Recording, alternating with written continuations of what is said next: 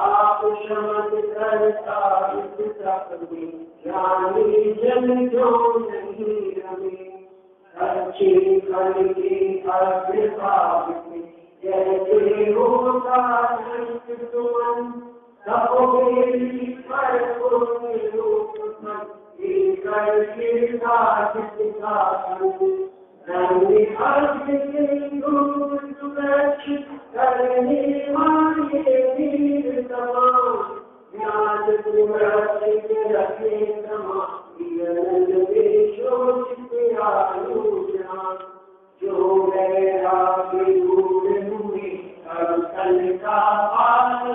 मेरा महिमा यही जानती हूँ काल तपस्या करती हूँ ओ मेरी देवी रह सकता आवेशन भी सकते का अगर रोकने वाला ज्ञान पकड़ने का नहीं उसका फिर कमाने लक्ष्मी भगवान अपने निर्माण नहीं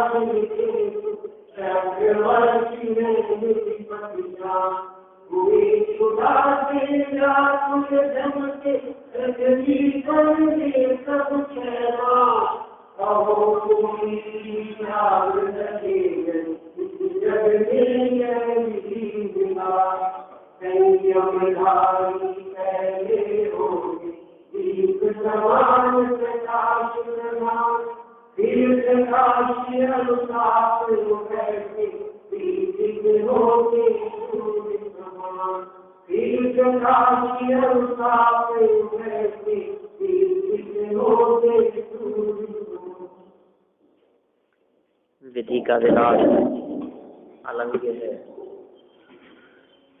यह बात अपेक्षित विस्तार के साथ यहाँ हुई। कर्म के उदय को बदला नहीं जा सकता, टाला नहीं जा सकता। उदय में आने के पहले भी कर्म संक्रमित हो सकते हैं। उदय में आने के पहले उनमें उत्कर्षण अपकर्षण हो सकता है, लेकिन उदय में ही आ गए तो अब क्या बदला जा सकता है। और ऐसे कर्म का उदय किसी के भी जीवन में कभी भी आ सकता है, क्योंकि हमें पता नहीं है कि हमने पूर्व काल में क्या क्या पाप किए हैं, क्या अच्छे कार्य किए, अच्छे या खोटे, जो भी कार्य हमारे माध्यम से किए गए हैं, उन सब कार्यों का फल अवश्य मिलता ही मिलता है। कोई बड़े से बड़े पदवीधारी हों, उनको भी ये कर्म छोड़ते नहीं है, और कोई हीन हो तो उनको ये कर्म ज्यादा फल दे देते हों, ऐसा भी नहीं है। लेकिन एक महत्वपूर्ण बात जो ध्यान रखने की है वो ये है कि ये सारी परिस्थिति संसार दशा वालों के लिए ही है।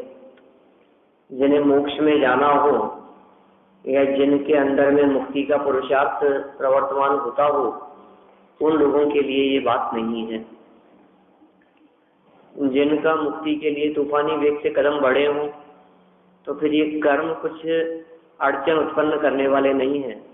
कर्म उसके रास्ते में बाधा उत्पन्न करने वाले नहीं हैं। कर्म रूपी पर्वतों को तो मुक्ति में जाने वाले चूर चूर कर देते हैं। वेत्तारम कर्म भूव्रताम, बोलो। उमा स्वामी आचार्य ने अरहंत परमात्मा की बात करते हुए कहा है, वेत्तारम कर्म भूव्रताम, उन्होंने भेद किया है, नष्ट कर दिए हैं कर्म रूपी पर्वतों को मोक्ष मार्ग से नेतारम, उनकी बात है। और ज्ञातारम विश्व तत्वानाम, और विश्व तत्व को जानने वाले हैं। हमें तो सिर्फ वीतरागी लक्षण के संदर्भ में बात करनी है, हितोपदेशी और सर्वज्ञता की चर्चा तो यहाँ नहीं है। इतनी बात जरूर है कि पर्वत जैसे कर्म भी यदि सामने आ गए हो, पहाड़ खड़ा हो गया, जैसे हम कहते हैं ना मुसीबतों का पहाड़ खड़ा है सामने, पहाड़ टूट पड़ा, वास्तव में वो तो गलत है बात। मुसीबतों का पहाड़ टूट पड़ा नहीं, मुसीबतों का पहाड़ सामने आ गया, आ खड़ा हुआ, ऐसा कहना चाहते हैं। अरे टूट ही पड़ा मुसीबतों का पहाड़, तो फिर क्या दिक्कत है? पहाड़ ही टूट गया मुसीबतों का, अब मुसीबतें है कहाँ? टूट गया है ना वो तो। लेकिन बोलते ऐसा ही है कि अरे साहब मुसीबतों का पहाड़, लेकिन पता है उसको यदि इस अर्थ में लिया जाए कि मुसीबतों का पहाड़ माथे पे टूट गया, क्या तो इसका मतलब ये है कि माथे पर आकर के पहाड़ गिर गया हो। छोटी सी मुसीबत नहीं, छोटा सा कोई पत्थर माथे पे गिर गया हो ऐसा नहीं, पहाड़ माथे पे गिर गया, इतनी बड़ी मुसीबतें आ गई है। ये कह रहे हैं मुसीबत माने कर्म, और कर्म रूपी पर्वतों को भेदने वाले भी कोई हो सकते हैं। किसी में होती है इतनी ताकत कि हाँ, अपने स्वभाव का अवलंबन लेने वालों में इतनी ताकत, अंतरंग का इतना बल प्रकट हो जाता है कि बाहर कर्म जैसी विपत्तियां भी, और देखने में तो वे कर्म परमाणु जैसे हैं, लेकिन परमाणु होते हुए भी विस्फोट बम जैसा करते हैं। जब उनका फल मिलता है तो ये जीव आकुलित व्याकुलित होता है। एक और विशेष बात मैं बताना चाहता हूँ कि ये जो कर्म बंधे थे, वे कर्म जब तक सत्ता में पड़े हुए हैं तब तक तो कुछ बिगाड़ करते ही नहीं है, इसलिए कर्मों से भी कुछ घबराने की जरूरत नहीं है। सत्ता में पड़ा हुआ पाप कर्म हमें बिल्कुल भी तकलीफ देने में समर्थ नहीं है, और सत्ता में पड़ा हुआ पुण्य बंध, पुण्य कर्म, वो किसी प्रकार के अनुकूलताएं देने में समर्थ नहीं है।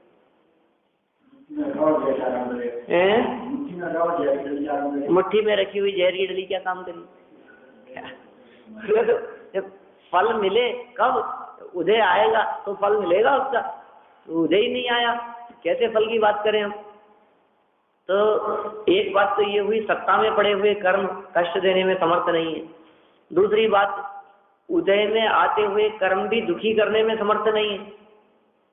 उदय में आता हुआ पाप कर्म भी दुखी नहीं कर सकता, और उदय में आता हुआ पुण्य कर्म भी सुखी नहीं कर सकता। माने कर्म का उदय इस जीव को दुखी और सुखी करने वाला नहीं है। क्या? किस चीज का? मैं तो कर्म बंधने के बाद में उसका अवादा काल पड़ता है, फिर उदय में आता है। समय का भेद तो उसके उदय में आने में है, ये तो सब में ही होता है। आपने भगोनी में कोई सब्जी चढ़ाई है तो चढ़ाते ही बन गई है कि समय लगेगा कुछ? अरे कुकर में भी चढ़ाते हैं तो भी एक सीटी दो सीटी जो जितनी बचनी है उसके बाद ही तो वो होगा ना, पकेगा ना अंदर में, उसमें रखा हुआ वो चीज, उसमें टाइम तो लगेगा। आप इतने टाइम का अंतराल क्यों रखते हो? जब हमने उसको चढ़ा दिया तो तुरंत ही मिल जाना चाहिए ना उसका फल, कैसे होगा? समय लगेगा उसमें। हाँ, तो परिणामों के आधार पर ही नक्की है। तो कोई सब्जी जल्दी पक जाती है, कोई देर से पकती है, होता है। एक गिलास मटके में से जल्दी पी गया, हाँ, उसको टाइम नहीं लगा। सब अलग अलग है, उसमें क्या दिक्कत है? इसमें बाधा कहाँ है? ये वस्तु व्यवस्था ही इसी तरह की है। परीक्षा देते रिजल्ट क्यों नहीं सुना देते हैं? क्यों 2 महीने का समय लगाते हैं? समय लगेगा, समय आने पर रिजल्ट भी आएगा, सुनाया भी जाएगा, तुरंत थोड़ी ना हो जाता है काम। दवाई लेती तबीयत ठीक क्यों नहीं हो जाती है? समय क्यों लगता है 2 दिन का?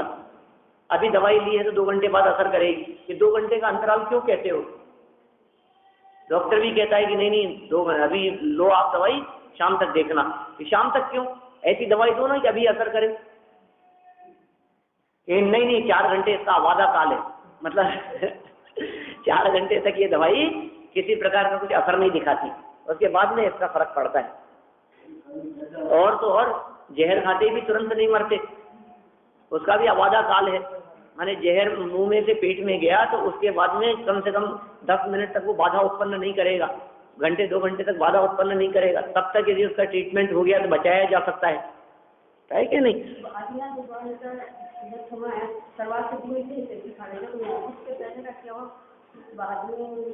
उसके पहले का कौन सा?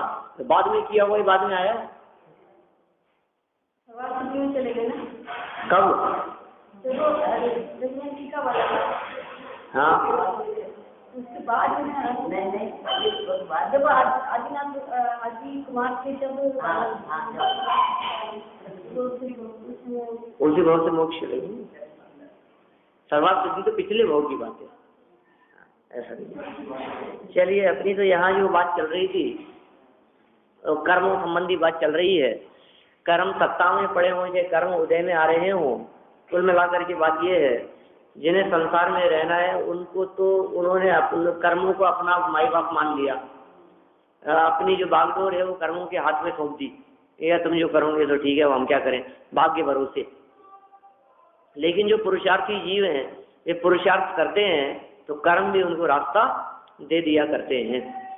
ऐसा निश्चय करके कर्मों से पीछे छुड़ाना हो, कर्मों की पराधीनता यदि बर्दाश्त नहीं होती हो तो कहते हैं मोक्ष का ही साधन करना चाहिए, मुक्ति का ही प्रयास करना चाहिए और उसी के मार्ग में लग जाना चाहिए।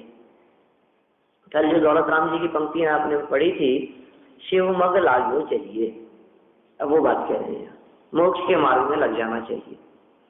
अब संयमधारियों की महिमा की हम बात करते हैं, थोड़ा सा आगे बढ़ते हैं, ठीक है ना? नहीं तो उदय और कर्म की तो स्थिति ऐसी है कि आप कितनी भी चर्चा करते रहो, ठीक है ना? पुराणों के अंदर सैकड़ों प्रसंग मिल जाएंगे हमारे को, और घर गृहस्थी के प्रसंगों को जो उठा करके रखो तो बहुत प्रसंग दिन भर में मिल जाएंगे। हाँ,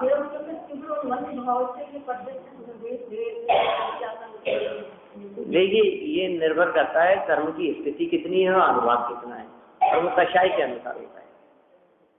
स्थिति और अनुभाग कषाय के अनुसार बढ़ता है, कितनी स्थिति लेकर ये कर्म बन रहा है।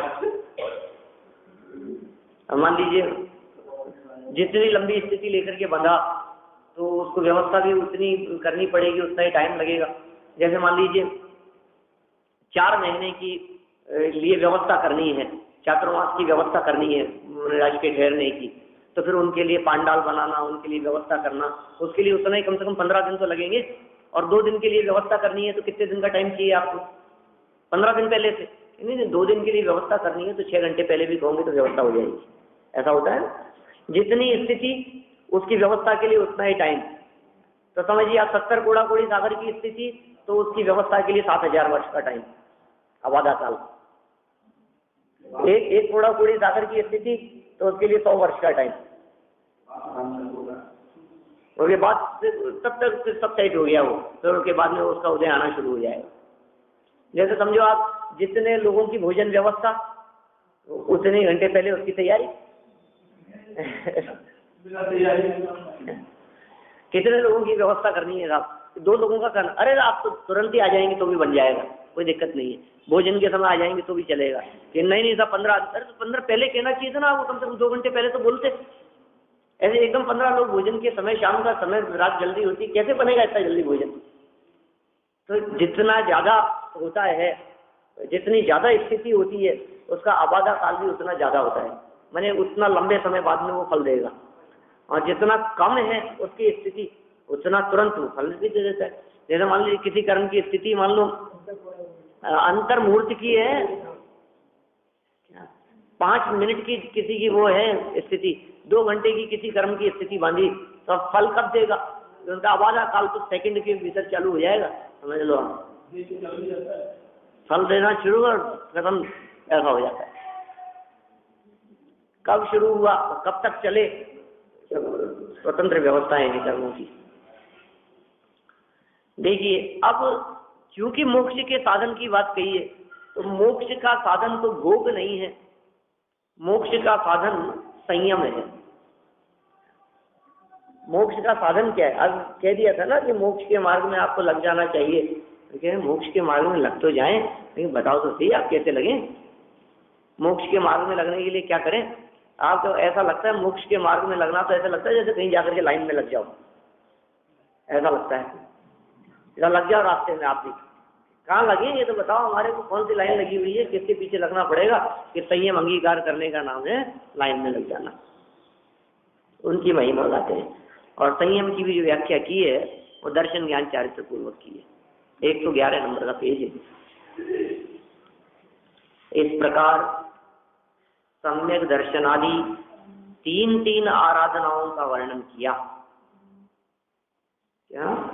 सम्यक दर्शन से शुरुआत करके सम्यक दर्शन, ज्ञान और चारित्र, सिर्फ 3 आराधनाओं का वर्णन किया, परंतु उनकी उत्कृष्ट सिद्धि के लिए शास्त्र ज्ञानादि की प्रधानता से प्रवृत्त होने वाला ही प्रयोजन को अच्छी तरह सिद्ध करने वाला साधक हो सकता है, अन्यथा नहीं। या नहीं पर आकर के सेमिकोमा लगना चाहिए, अन्यथा नहीं। या हो सकता है कि बाद में भी सेमिकोमा लगे। मैंने देखो क्या बात कह दी है इन्होंने, 3 आराधनाओं का वर्णन तो कर दिया, वो तो बात खत्म हो गई, उसकी चर्चा तो पूरी हो गई। परंतु अब उनकी उत्कृष्ट सिद्धि, दर्शन ज्ञान चारित्र की उत्कृष्ट सिद्धि के लिए क्या करें? विज्ञान की आराधना करो, ज्ञान की प्रधानता से प्रवृत्ति करो। सम्यक दर्शन ज्ञान चारित्र जिनको आपने अपनाया है, यदि समझ पूर्वक करेंगे तो उनका विशेष फल मिलेगा, और समझ पूर्वक नहीं करेंगे तो उसका ठीक फल नहीं मिलेगा। तो ज्ञान आदि की प्रधानता से प्रवृत्त, ज्ञान आदि की प्रधानता रखने वाला, ऐसा प्रवृत्त होने वाला वही प्रयोजन को अच्छी तरह से सिद्ध करेगा, वही साधक हो सकता है प्रयोजन को सिद्ध करने वाला, अन्यथा नहीं, मतलब दूसरा नहीं हो सकता। इसलिए साधक के अंतर में होने वाली ज्ञान आराधना का स्वरूप आगामी छंद में कहते हैं। माने आगामी छंद में ज्ञान की आराधना की बात करते हैं। सारी की सारी महिमा ज्ञान की महिमा है, तो सर यहाँ तो संयमधारियों की महिमा बताना चाह रहे थे। नीचे उत्थानिका में ज्ञान की महिमा की बात कर रहे हैं कि हाँ, संयमधारियों की महिमा ज्ञान की वजह से ही है, क्योंकि संयमधारियों ने ज्ञान पूर्वक संयम अंगीकार किया, वे ज्ञान की वजह से उनकी महिमा है। अरे ज्ञान यदि न होवे तो संयमधारी महिमावान नहीं होते, संयमधारी हास्य के पात्र बन जाते। बिना समझ यदि उन्होंने संयम अंगीकार करने का प्रयास किया तो वे महिमा के पात्र नहीं, हंसी के पात्र बन जाते हैं। ये स्वरूप ज्ञान आराधना का स्वरूप इस छंद में कहते हैं। अनुष्ठित छंद 120 नंबर का श्लोक।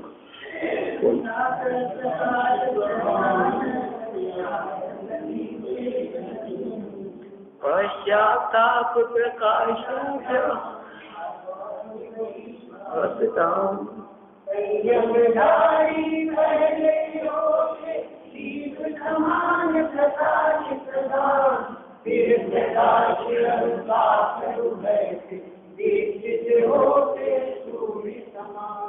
देखो आप थोड़ा सा यदि सही उसको नहीं पढ़ा जाए तो अर्थ बदल जाता है। संयमधारी पहले होते, पहले तो संयमधारी होंगे और फिर बाद में ज्ञान अंगीकार करेंगे, ऐसा है क्या? लिखा तो यही है साहब, संयमधारी पहले होते, पहले तो आप संयमधारी हो जाओ फिर बाद में ज्ञान प्राप्त करना। कि नहीं नहीं नहीं, जो संयमधारी है वे पहले होते दीप समान प्रकाश प्रधान।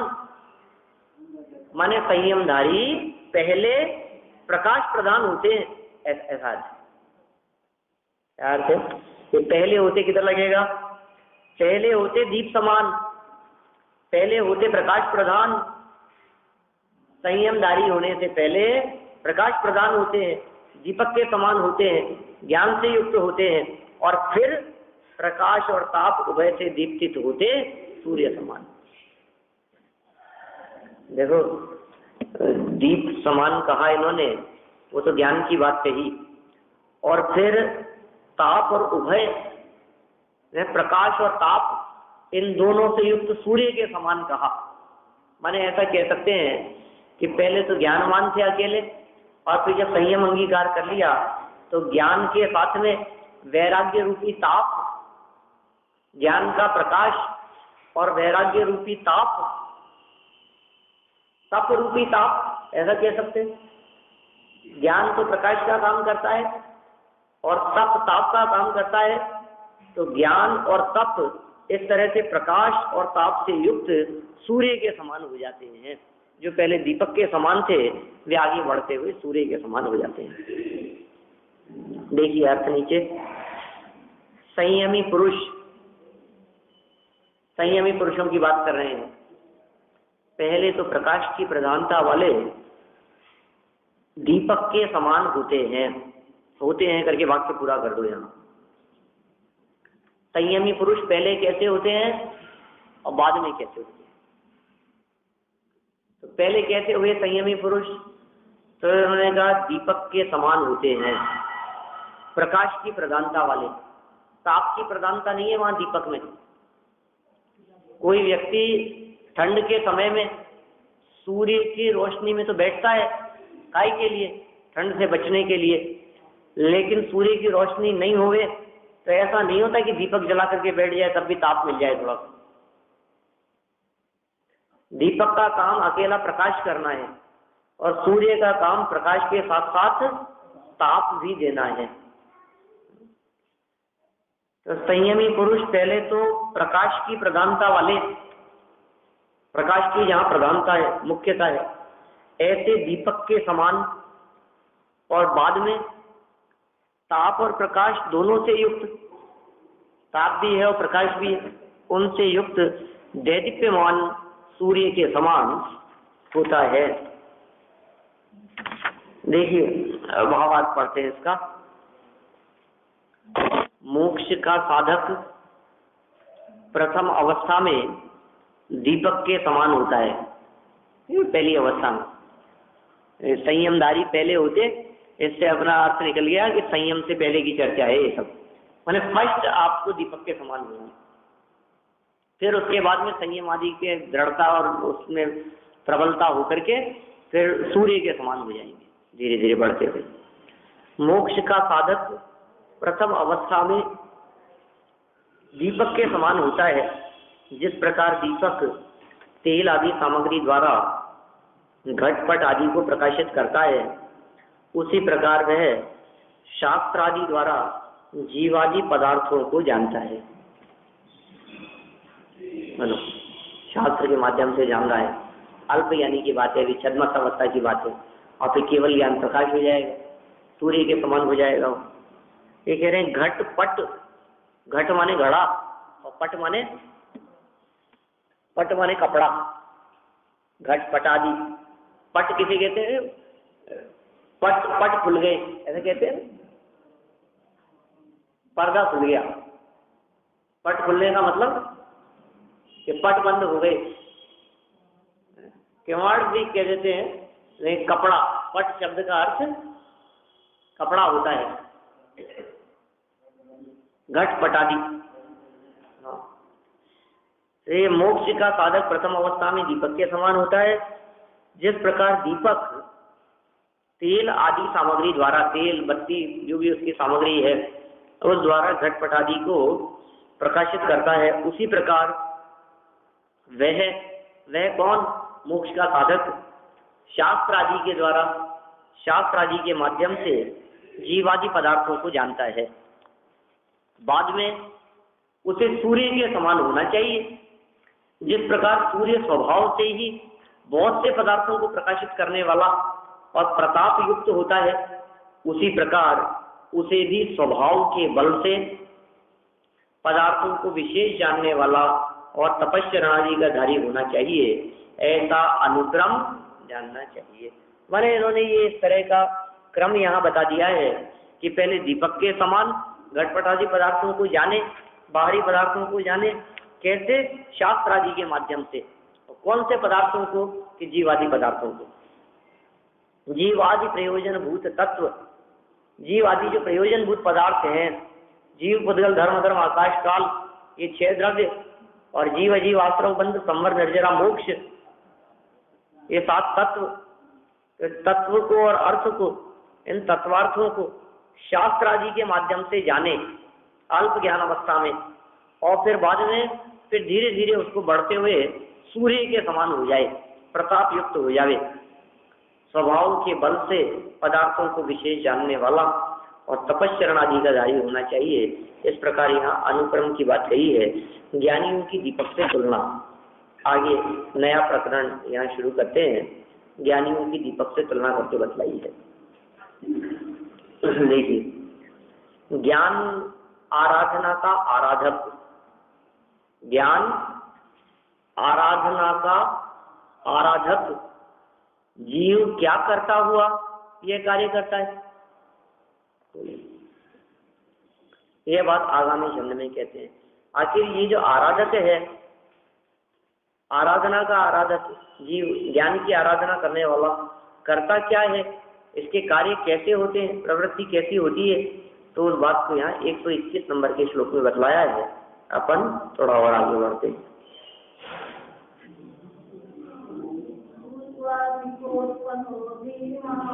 ध्यान चारित्र भास्वर स्वमन्यं भासयत्येष प्रोद्गमन कर्म काज्जलम्।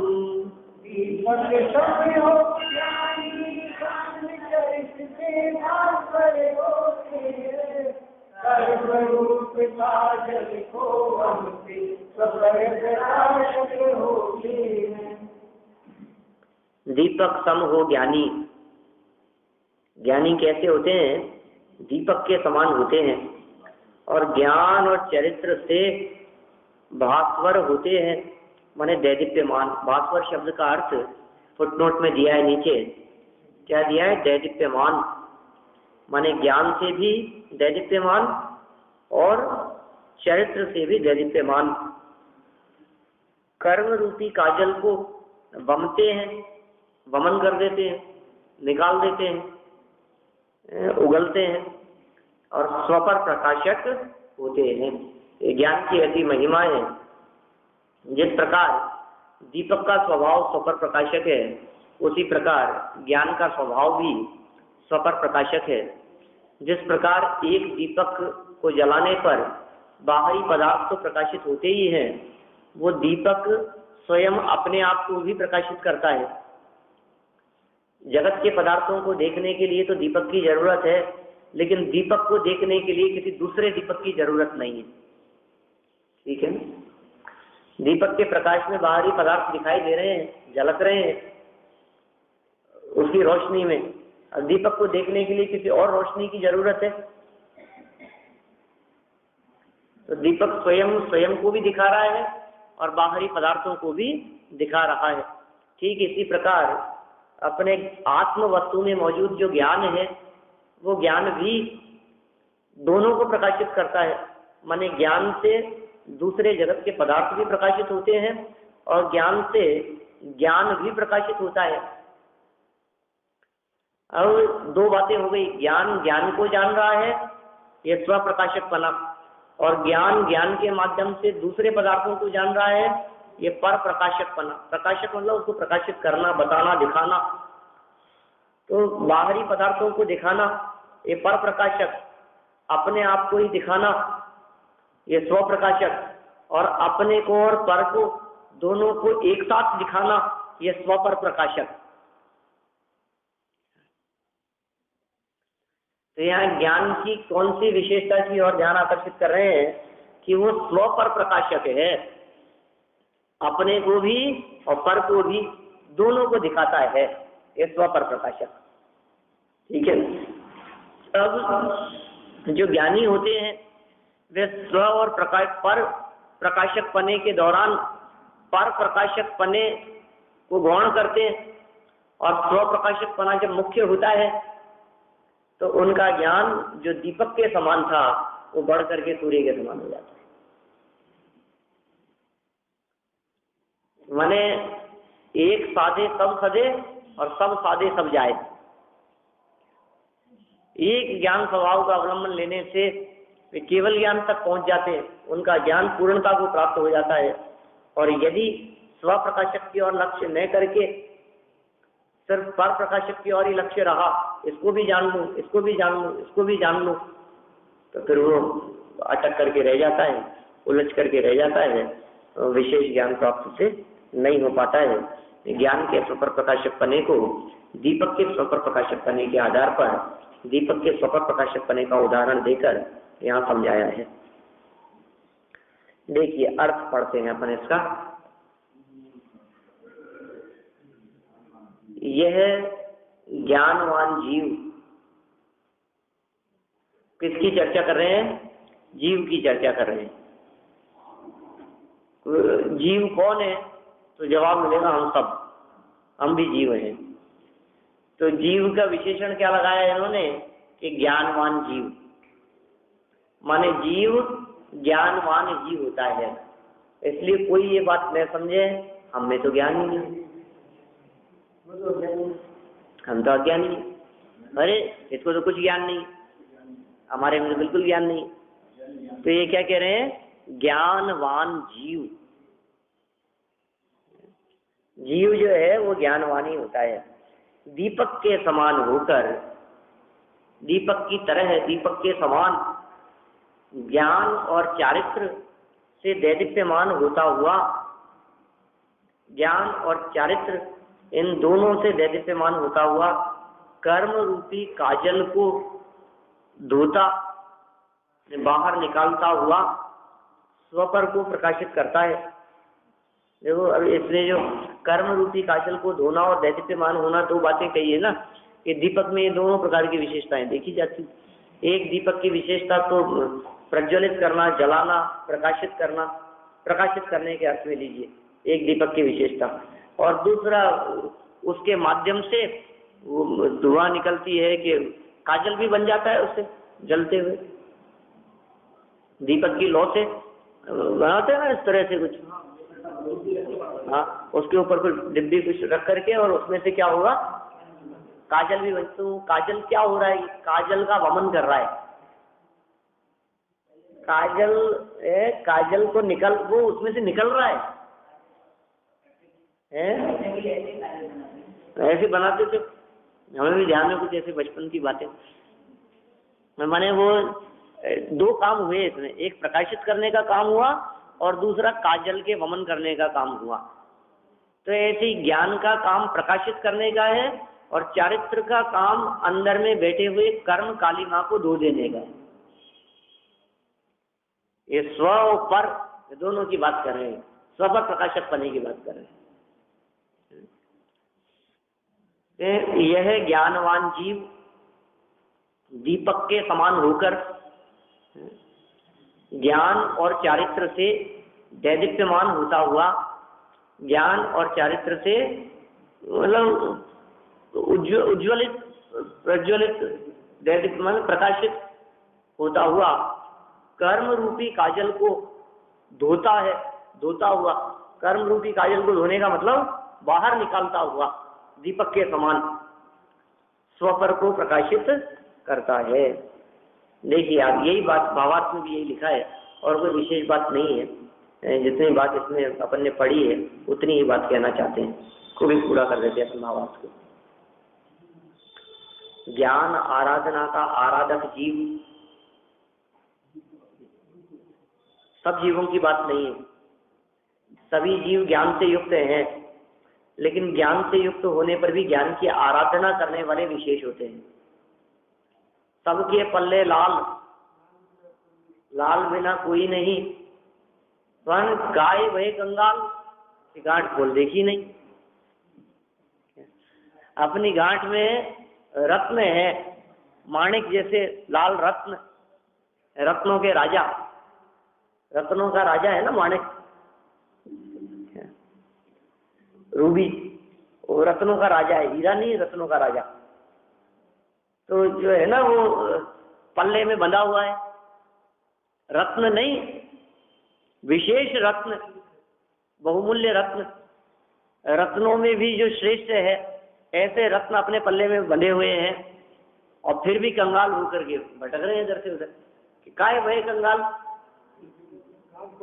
गांठ खोल देखी नहीं। ऐसी दशा यहाँ हो रही है कि ज्ञान से युक्त तो सब जीव है, लेकिन ज्ञान से युक्त होते हुए भी ज्ञान की आराधना नहीं की, तो क्या हुआ कि दर दर की ठोकरें खाते। कि ज्ञान की आराधना करने का मतलब ज्ञान की महिमा आना। अपने प्राप्त ज्ञान की महिमा नहीं आई और अपने प्राप्त ज्ञान को कोसते रहे। अरे हमें तो कुछ नहीं आता, हमें तो कुछ आता ही नहीं है, हमें तो याद ही नहीं होता। अरे राम, हमारी बुद्धि पता नहीं क्या काम ही नहीं करती, पता नहीं, पहले तो फिर याद हो जाता था, अब तो बिल्कुल ही नहीं होता है, हमारे को तो समझ में ही नहीं आता। तेरे को इतना क्षयोक्षम मिला, सैनी पंचेंद्री जैसा क्षयोक्षम मिला, इतना विशेष ज्ञान जो अनंत एकेंद्रीय जीवों को नहीं है, असंख्यात 2 इंद्रिय जीवों को नहीं है, 3 इंद्रिय 4 इंद्रिय को नहीं है, असैनी पंचेंद्रिय जीवों को नहीं है, ऐसा विशेष ज्ञान और क्षयोक्षम तुझे मिल गया, और उसके बावजूद तू ये बदनाम करता है कि नहीं है ज्ञान। तो ये ज्ञान की आराधना नहीं करके हम ज्ञान की विराधना करते रहे।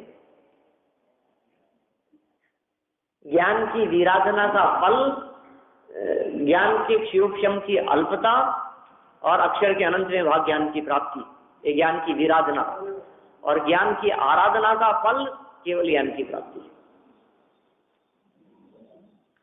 तो हमें हमारे ज्ञान की विराधना नहीं करनी है, हमें ज्ञान की आराधना करनी है। ज्ञान तो सबके पास में है, क्या जैसे कहते हैं ना, पैसा तो सबके पास में है, लेकिन कोई उस पैसे का सदुपयोग करता है और कोई दुरुपयोग करता है। तो ज्ञान रूपी धन तो सबके पास में है, लेकिन कोई उस ज्ञान रूपी धन का दुरुपयोग कर देता है विषय कषायों में इधर उधर ज्ञान पर्याय को बर्बाद करके, और कोई उस ज्ञान रूपी धन का सदुपयोग कर लेता है उस ज्ञान की आराधना करके। आप उस ज्ञान का उपयोग किधर करना चाहते हैं, आपका वो ज्ञान किधर लग रहा है, जिधर लगेगा वैसा कार्य हो जाएगा। यह ज्ञान आराधना का आराधक, ज्ञान की विराधना का विराधक, आराधना का आराधक और विराधना का विराधक। तो ये कह रहे हैं आराधना करने वाला जो जीव है, माने संयमी, माने साधक, उस जीव की दीपक, वो दीपक के समान होता है। दीपक के समान कहा है, जिस प्रकार दीपक दीप्तिमान होकर चमकता हुआ और काजल बाहर फेंकता हुआ। अब बोलो, ये 2 बातें हो गई दीपक के संदर्भ में अपन ने बात की।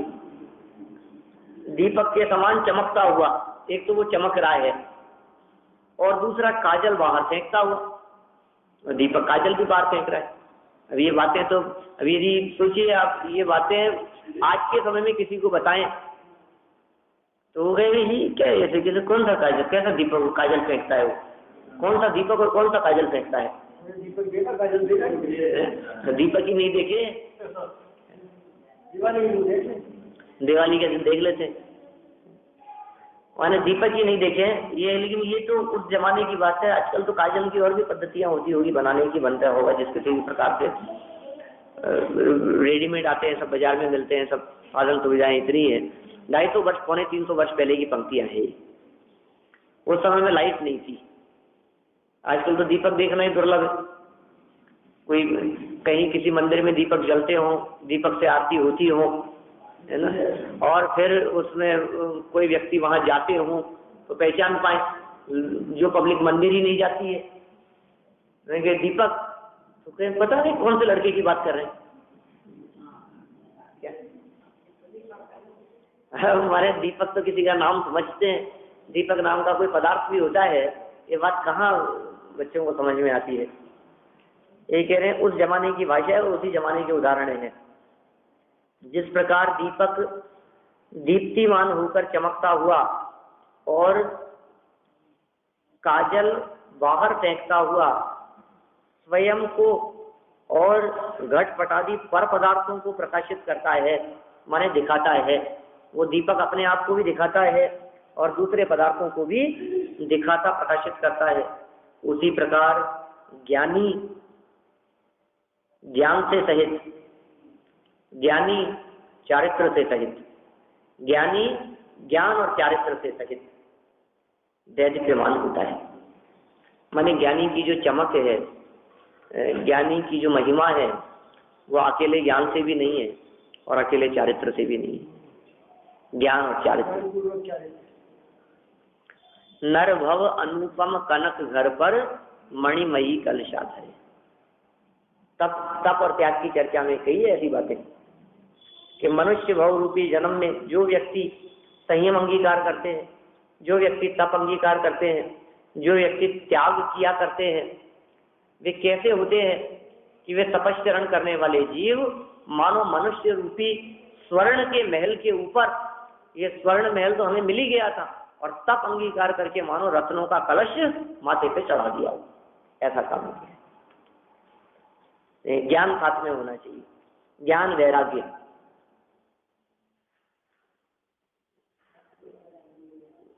ज्ञान और चारित्र सहित दैदीप्यमान होता है, और कर्मों की निर्जरा करता हुआ आत्मा।